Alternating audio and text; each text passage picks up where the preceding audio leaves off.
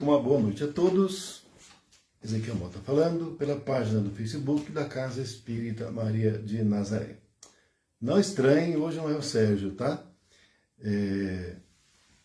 Por uma questão particular dele, ele hoje não vai poder fazer e vai voltar com as lives, acho que na primeira ou segunda quinzena, primeira ou segunda terça de agosto. Então, até o final do mês e até o comecinho de agosto, o Sérgio, infelizmente, não vai poder estar conosco, né, nas lives, não é? Mas com certeza vai estar com o coração vibrando aqui conosco, tá bom? Deixa eu só dar uma olhadinha aqui. O som tá legal, pessoal? Tá tudo certo? Acho que sim, né? Som, iluminação, vídeo, tá tudo ok, né? Acho que sim. Só me dá um retorno aí para eu poder ter certeza, mas aparentemente está tudo ok, né? Então é isso. Hoje eu vou fazer, então, no lugar do Sérgio, a live. Normalmente, o Sérgio, de quarta-feira, ele procura... Ok, obrigado. O Sérgio procura fazer palestra a respeito de questões envolvendo vícios, não é? Então eu vou aproveitar e vou fazer uma palestra, hoje, agora, que envolve vício, mas não vício referente à organização física, mas um vício da alma, um vício moral, não é? Que é a calúnia. Então nós vamos enfatizar isso para a nossa reflexão. Que, olha, acredito até que seja mais severo e mais grave do que os vícios no corpo, hein? Nós já vamos tratar disso logo mais. Na semana passada, no domingo, né, que eu fiz a live, deu problema na música, no som, então agora eu resolvi não deixar som durante a live. Fica só um pouquinho antes, né, para dar uma equilibrada aí, não é, no ambiente, mas quando eu vou começar eu desligo, tá bom? Aí não tem mais problema com nada, tá? De nada. Eu acho que é a Fabiana que está falando, eu não sei se é o Sérgio, porque estava usando o Face da Casa Espírita, mas estamos aqui, tá bom? Ok, pessoal. Bom, os recadinhos.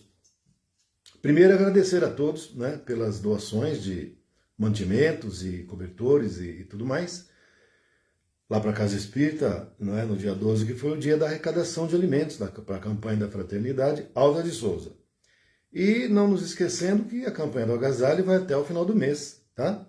Então, quem tiver cobertor sobrando, luva, meia, touca, cachecol, cobertor aí que não está usando, tá mais, está sobrando lá, parado, pode mandar lá que a gente vai distribuir para as pessoas carentes. Olha, gente, tá cheio de pessoa com dificuldade e sofrendo. Então, quanto mais puder ajudar, dentro do possível, nós agradecemos, tá?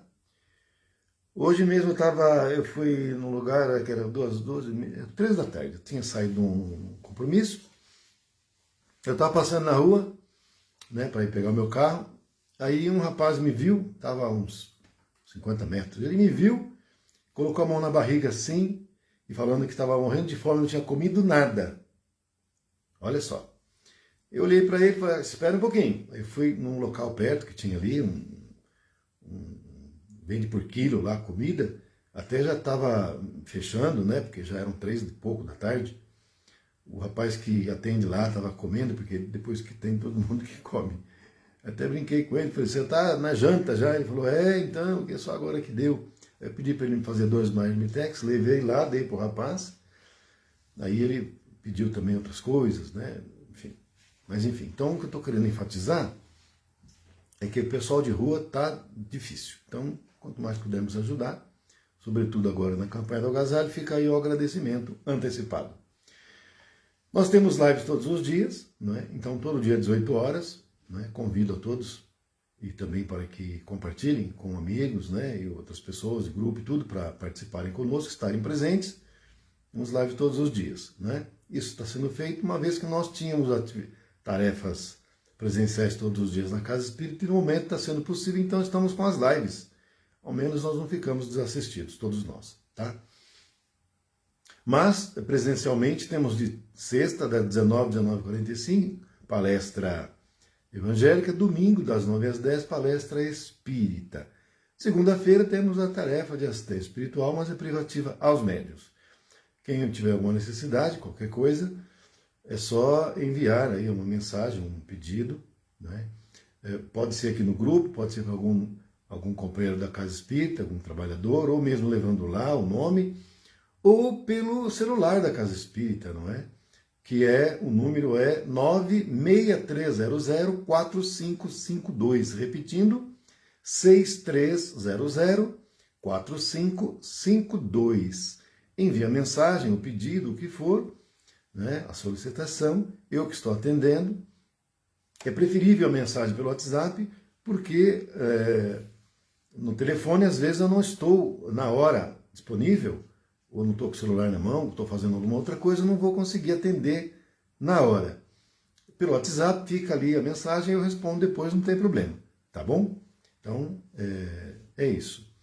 E também, essas lives depois são colocadas, editadas pela Alessandra, essas palestras, e depois são colocadas no canal do YouTube, cujas iniciais são CEMNPOA, né? Pedimos a todos que se inscrevam no canal do YouTube, deem o like e, sobretudo, compartilhem com amigos, parentes, pedindo para que se inscrevam. Estávamos até, pelo que vi, 175 inscritos. A nossa intenção é que cheguemos a 200 inscritos até o final do ano, e com isso, mais pessoas nós vamos conseguir divulgar a doutrina espírita. Também por isso, nós agradecemos muito a todos. Tá? E é isso, né? Acho que eu não estou esquecendo de nada, não, dos recadinhos. Tá? Se eu não lembrar, se eu esqueci, depois eu vou anotar, não anoto, eu fico só na cabeça, mas eu acho que é isso mesmo, tá? Ah, tá, lembrei do curso. O curso que é Espiritismo vai começar dia 3 de agosto, terça-feira.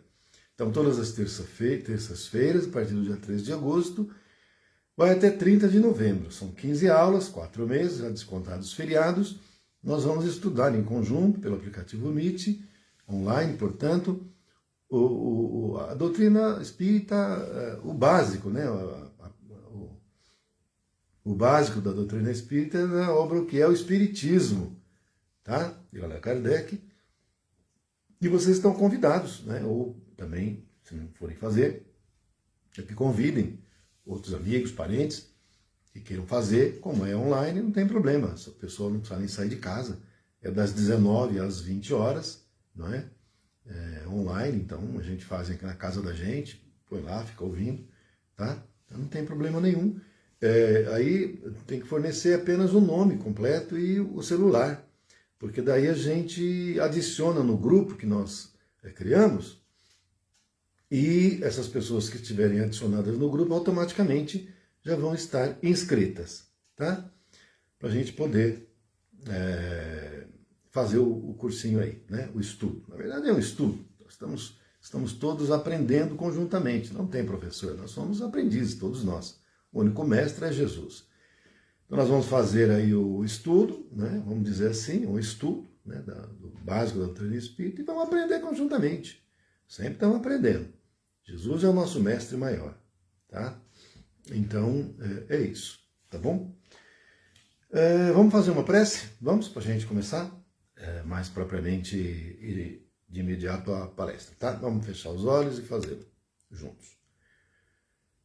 Pai nosso que estais no céu, santificado seja o vosso nome. Venha a nós o vosso reino, seja feita a vossa vontade, assim na terra como no céu. O pão nosso de cada dia nos dai hoje, perdoai nossas ofensas, assim como perdoamos a quem nos tem ofendido. E não nos deixando cair em tentações, mas livrando-nos de todo mal, que assim seja. Muita paz. Eu sempre gosto de reiterar, tá? Que aqui atrás nós temos aí o retrato do Cristo e embaixo a bandeira do Brasil, simbolizando que o Brasil está sob a proteção direta do Cristo, porque foi o próprio Cristo, em pessoa, que escolheu a pátria do Cruzeiro para ser a pátria do Evangelho, o coração do mundo. Isso está na obra Brasil, coração do mundo, pátria do Evangelho, psicografado por Francisco Cândido Xavier, pelo espírito Humberto de Campos. Dá uma olhada. Quem não leu, fica a sugestão para ler. Então, o Cristo transplantou a árvore do seu Evangelho lá de Israel para o Brasil.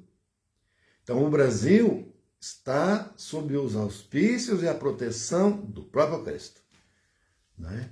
Nossas lives e a página aqui no Face, o canal do YouTube, nós só tratamos de assuntos espirituais. Nós não tratamos de assuntos políticos. Alguém pode ver lá e pensar, não, esqueçam isso, aqui é só doutrina espírita, não é? Espiritualidade, que é para nós o que interessa. Aqui tudo é passageiro. Né? Daqui a pouco tudo passou, nós estamos no mundo espiritual, todos esses problemas ficam para trás, porque para nós são provas. Né? São adversidades que surgem em nossa vida para a gente fazer escolhas, e conforme a escolha que nós fazemos, é o caminho que nós escolhemos. Agora vamos para o relato. Esse relato que eu vou trazer é mais um caso que foi trazido à psicofonia de Chico Xavier em 8 de março de 1956. Um espírito compareceu, trazido pelos mentores, ao Centro Espírita Luiz Gonzaga. E lá, esse espírito que se denominou A. Ferreira, que nós vamos, para simplificar, chamar de Alberto Ferreira. Então, esse espírito trouxe o relato da sua última encarnação e apresentou a experiência muito sofrida do espírito, não é? Desditosa, né? Por responsabilidade dele, ele não nega, sabe disso, reconhece. Não é? Então ele fala que 30 anos antes, então, portanto, se foi em 1956 o relato que ele trouxe, 30 anos antes, então foi em 1926 o fato acontecido. Então já fazia 30 anos daquele dia que ele compareceu lá no Centro Espírita, que tinha acontecido os fatos. E ele então relata que ele era de uma família composta por 4 pessoas, os pais, né? Ele e o irmão viviam no Rio de Janeiro. O pai era um comerciante no Rio de Janeiro, um pequeno comerciante, né? Um comerciante pequeno para médio, no Rio de Janeiro. E que o que acontecia era que entre ele e o irmão, cujo nome era Afrânio, havia discordâncias da parte dele, não é? Não da parte do irmão, mas da parte dele. Ele fala irreconciliáveis. Havia, segundo ele relata, um antagonismo, mas da parte dele com o irmão Afrânio, irreconciliável. Ele não se dava, o irmão não tinha problema nenhum com ele, mas ele tinha com o irmão. Por quê? Enquanto o irmão era virtuoso, era brando, era honesto, era corretíssimo, virtuoso, ele era tudo o contrário. Caluniador, mentiroso, não é? Lascivo, não era muito dado ao trabalho. Então, em razão dele observar, dele constatar tantas virtudes no irmão e ele olhar que nele não havia nenhuma, então ele passava a desgostar do irmão. Vejam bem uma coisa, hein? O irmão não fazia nada para ele. Mas só por ele ver que o irmão era virtuoso e ele era mentiroso, maldoso, caluniador, ele ficava com bronca do irmão. Não é? Sentia antagonismo pelo irmão.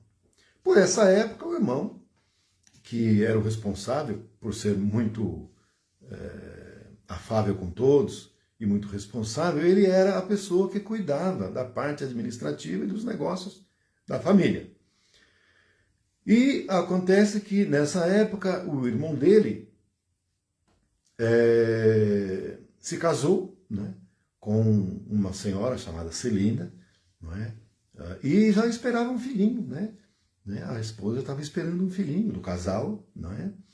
E essa Celina é uma pessoa generosa, reta, né? Corretíssima, né? Virtuosa também. Então o casal era feliz, ela esperava o filhinho do casal.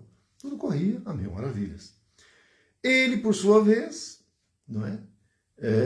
Encontrou uma outra moça, não é? Chamada Marcela, não é?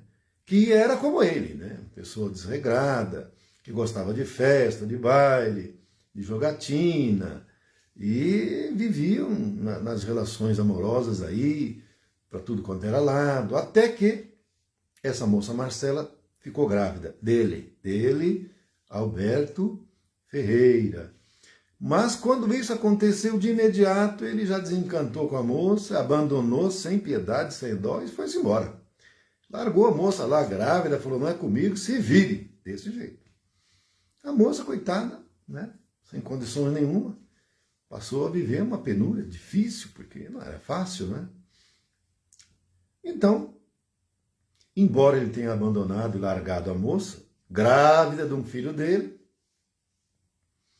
ele ficava vigiando, né, para ver se a moça não descambava, não arrumava outra pessoa, porque mesmo ele não tendo que ele não queria mais ficar com ela, ele ficava vigiando. Até que um dia, pouquíssimo tempo depois, ele viu que um carro parou em frente à casa dessa Marcela, que esperava o filho dele. Um carro esperava, parou em frente à casa, ela saiu, e um homem saiu de dentro do carro. Ele ficou olhando, ficou ali vigiando, saber quem que era, que ele já ia lá tirar satisfações. Para surpresa dele, ele viu que era o irmão dele que saía do carro e foi ao encontro da moça. Depois conversou, ele viu que conversaram ali e o irmão dele foi embora. Ele então passou a tecer planos para destruir o irmão, né? Na cabeça dele já começou a imaginar que o irmão estava traindo a esposa e tudo e coisa. Embora ele soubesse que pelas virtudes do irmão, o irmão não faria isso, mas mesmo assim ele sentiu aí uma oportunidade de caluniar o irmão e destruí-lo. Por sua vez, aconteceu também, concomitante a isso, que o irmão, no dia seguinte, pegou o dinheiro que foi juntado, né, na empresa, né, de 2 anos, e juntou e ia depositar no banco, porque eles iriam utilizar esse dinheiro para comprar uma casa própria. Era um sonho da família, que eles não tinham casa própria ainda. Entretanto, o irmão, quando voltou, né, que iria no banco, quando voltou, disse que tinha perdido o dinheiro. Ele não sabia como é que o dinheiro desapareceu, ele não estava encontrando.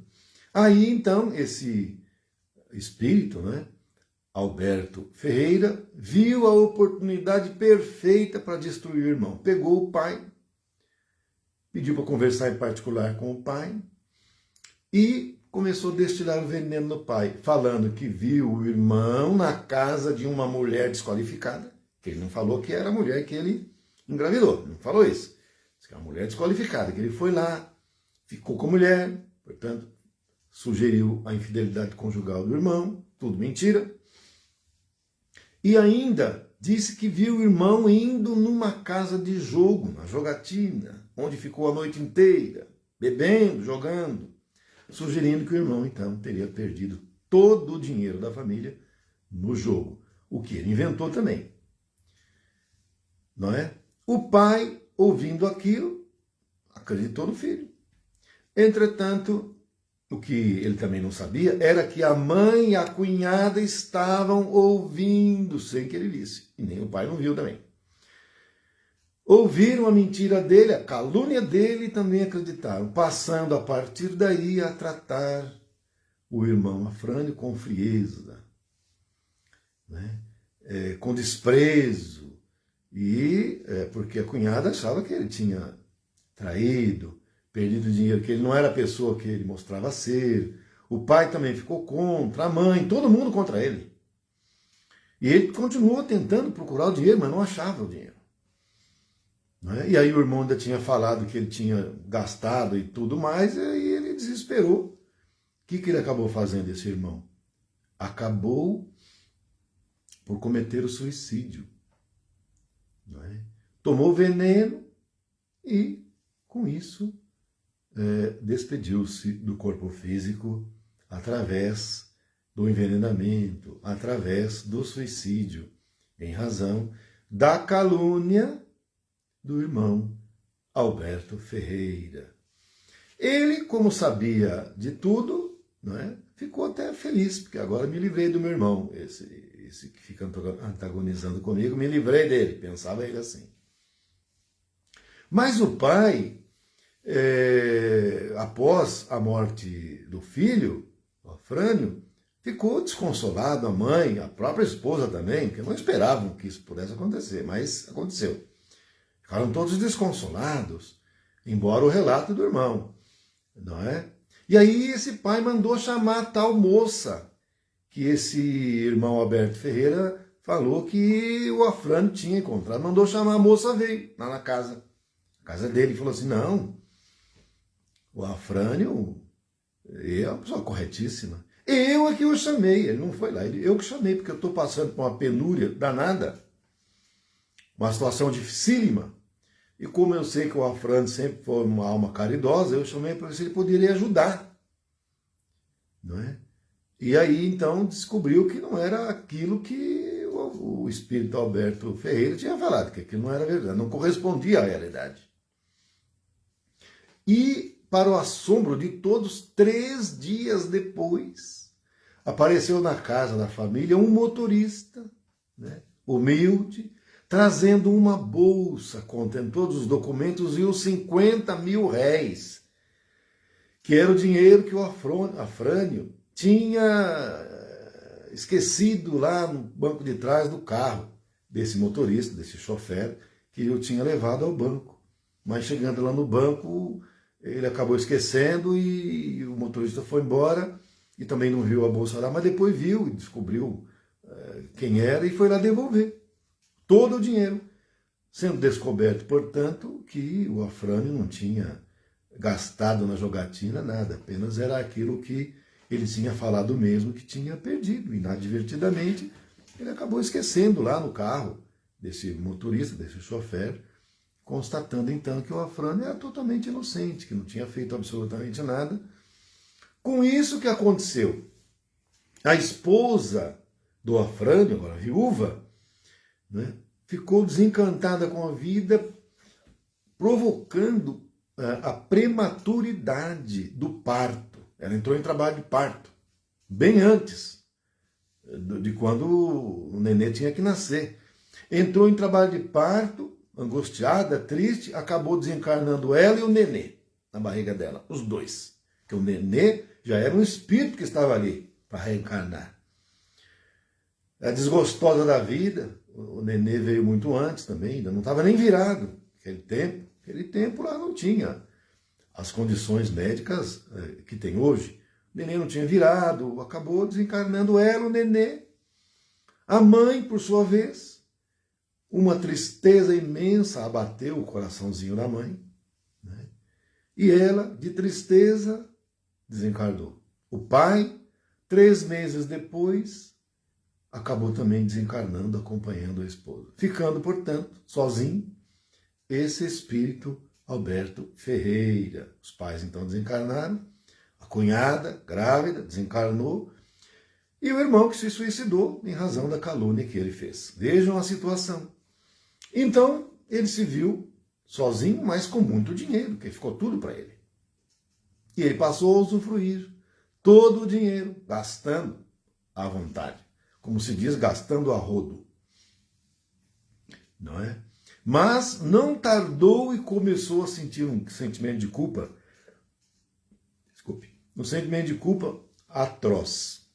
Que ele, para tentar esquecer, e não consegue, mas é para tentar esquecer, ele se embriagava frequentemente, de dia e de noite.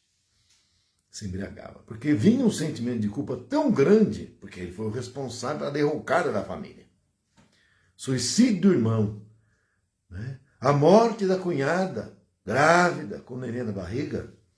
A mãe morreu de desgosto e o pai, em seguida, também acabou desencarnando em razão, né, da tristeza. Penso que não, de tristeza a pessoa morre também, desiste da vida. A pessoa desiste da vida, desiste de viver, pede para morrer.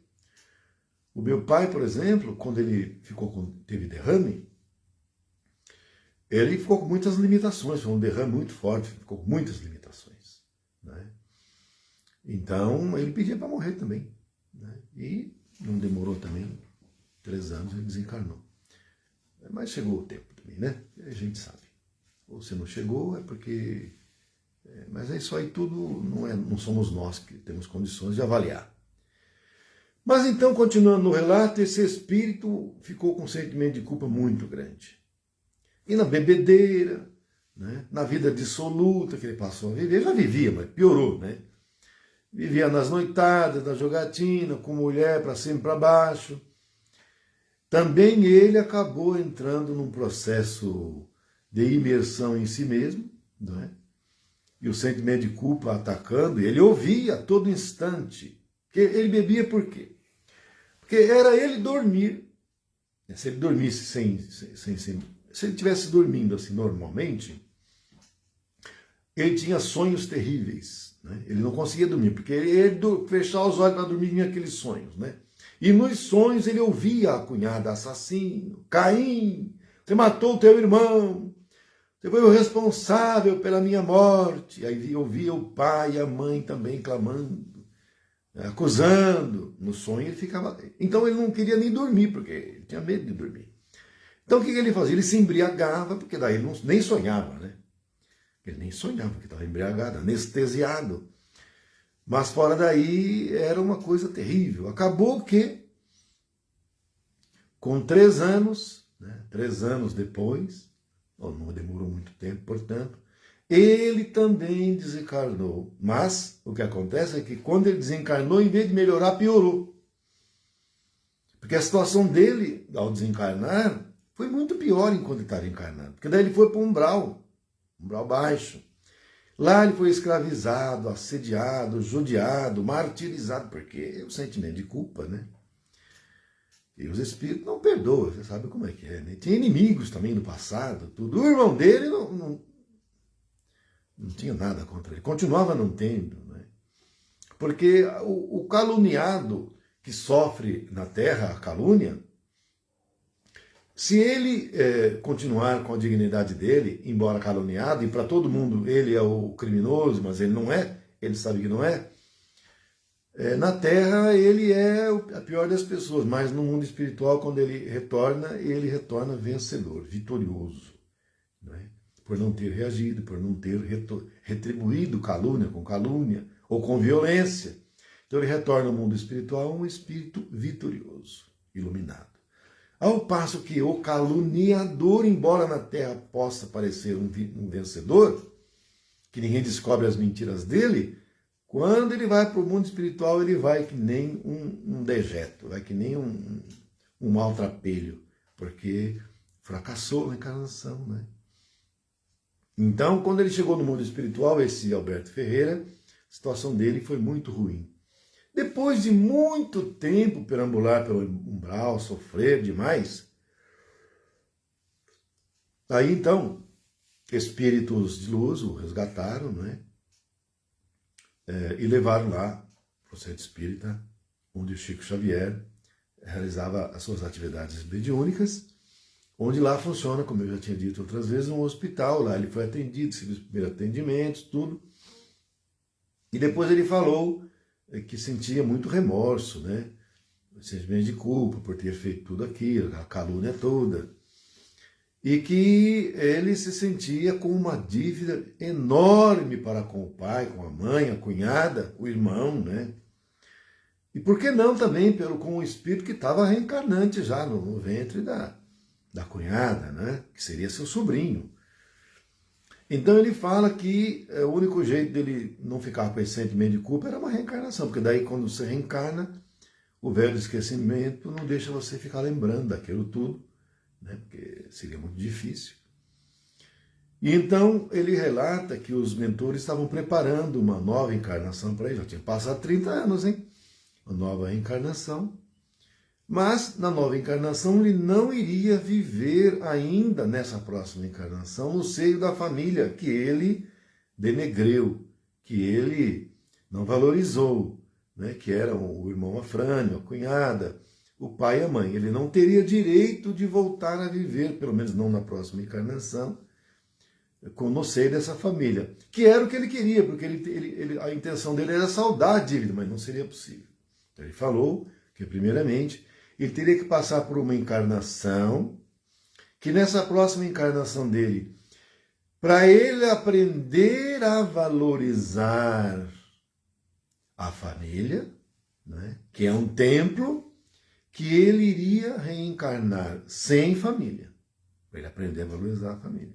E mais, iria reencarnar mudo, para que então ele pudesse aprender a falar numa outra encarnação. Então vocês vejam que como ele usou a língua para caluniar, na encarnação que se programava, que se estava programando para ele, ele iria nascer mudo. Você já pensou? Já pensaram? E aí, nasce mudo, não é? Vai ficar mudo a encarnação inteira. Algumas pessoas poderiam dizer, mas coitado, não fez nada, é um anjinho, acabou de nascer, não fez nada. Como é que Deus permite que uma criancinha assim nascer muda? O que ela fez para nascer muda? Então vocês vejam que o Espiritismo explica, né? A doutrina espírita nos ensina, né? A lei da reencarnação nos ensina, mas quem não tem conhecimento dessas coisas vai achar uma injustiça de Deus. Mas não existe injustiça, porque a justiça divina é perfeita. Então ele nasceria sem família, porque ele não valorizou a família, para aprender a valorizar. E nasceria mudo para aprender a falar numa outra encarnação, mas as coisas retas, as coisas verdadeiras, e não mais fazer a calúnia. Então vocês vejam o que a calúnia, que não deixa de ser um vício também, pode fazer e pode destruir.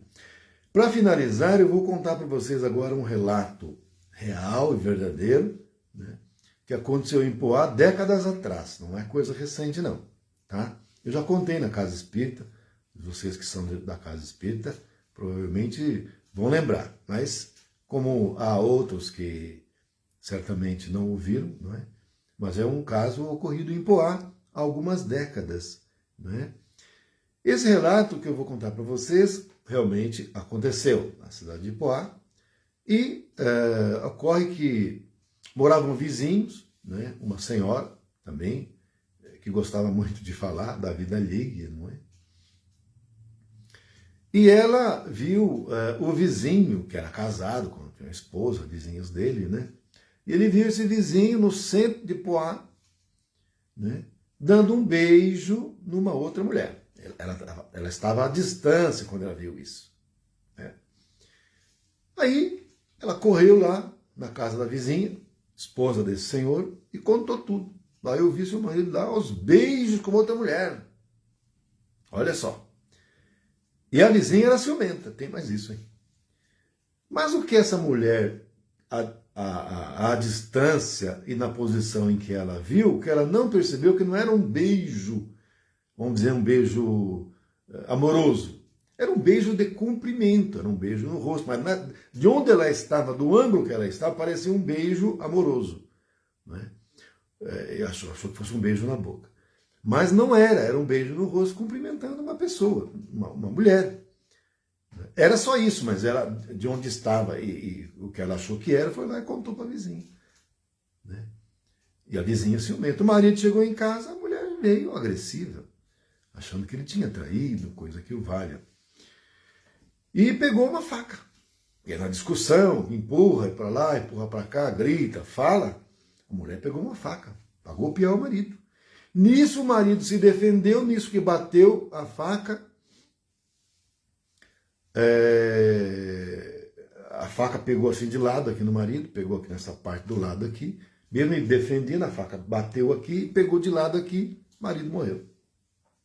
O marido morreu, a mulher foi presa, os 2 filhos do casal foram distribuídos, né, no orfanato, né, e a vizinha não aconteceu nada com ela, porque para todos os efeitos, ela não fez nada, ninguém ficou sabendo de nada, e destruiu uma família, né? Um preso, outro desencarnado, e os filhos em orfanato. Destruiu uma família, com uma fofoca. Que a fofoca também é um vício. Só tem vício de fazer fofoca. Ficar falando, não consegue ficar quieta, né? Para o mundo, aqui, para a nossa realidade física, passou em branco. Né? Ninguém ficou sabendo. Né? Assim, não teve um processo contra ela não foi, não teve inquérito, não teve um processo, não foi para a justiça, não foi condenada, não foi nada. Porque na lei humana passou em branco, mas e pela lei espiritual? E na justiça divina, será que isso passou em branco? Não, não passou. Pela justiça divina, ela se tornou responsável pela tragédia que abateu naquela família. E certamente terá também que resgatar. Então vocês vejam que estamos falando aqui de dois vícios, calúnia e fofoca, que estão interligados, não é? Eles caminham juntos, de mãos dadas. E vocês vejam que pode gerar tragédias, consequências que não se pode prever, não é? Consequências imprevisíveis. E que, para depois você corrigir isso, poderá levar séculos. Séculos. Porque você terá que resgatar com aquelas pessoas que você fez isso. Para reparar. Terá que reparar. Isso leva, às vezes, séculos.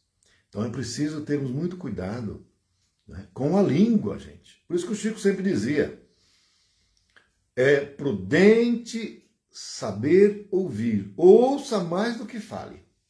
Deixa outro mais tolo falar. Você fica ouvindo. Já pensou falar? Se houver oportunidade e ensejo de você falar alguma coisa, fala, mas sempre reflita. Reflita sempre muito antes de falar alguma coisa, porque enquanto você não fala, seu pensamento está em você, mas depois que você falou, ele é do mundo, não é mais seu. E o que você provocar de mal com a sua palavra, a responsabilidade será sua. É claro que o Cristo mandou também nós cuidarmos do pensamento. Porque o nosso pensamento também pode gerar consequências. Mas a palavra é muito pior, então temos que tomar cuidado. Não é? Então, esse era o relato que eu tinha para trazer para hoje. Eu optei por trazer um relato que falasse de vícios, né? No caso calúnia e no caso fofoca, justamente para prestigiar o nosso amigo Sérgio, pois de quarta-feira esse é o assunto que normalmente ele aborda, não é? Então, buscamos tratar de vício moral, né? E não do vício físico. Os dois são comprometedores e prejudiciais. No meu modo de ver, o vício físico prejudica quase que somente a própria pessoa, o próprio espírito. Mas o vício moral, não é? Esse prejudica o próprio espírito, mas pode prejudicar a muitos outros. Guerras são feitas de fofoca e de calúnia. Guerras entre nações. Então vocês vejam as consequências, não é? Graves e deletérias. Tá bom? Então, minha gente, nós vamos ficando por aqui. Já deu o nosso horário, agradeço imensamente a todos. Vamos fazer uma prece para a gente finalizar. Vamos fechar os olhos e fazer juntos. Ave Maria, cheia de graça, o Senhor é convosco.